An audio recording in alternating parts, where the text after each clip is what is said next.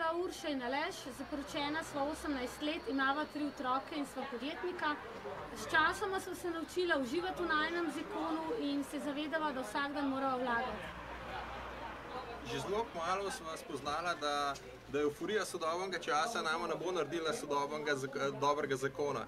In sva se odločila, da najin zakon kljub 18 letom bo boljši in boljši, in kljub temu nama je to še dodatno vlil ta knjiga, ki prihaja, Ljubezen in spoštovanje, ki sva jo začela prebirati, in zdaj najin zakon postaja zmeraj boljši in boljši. Komaj čakava, da avtorja prideta maja v Ljubljano.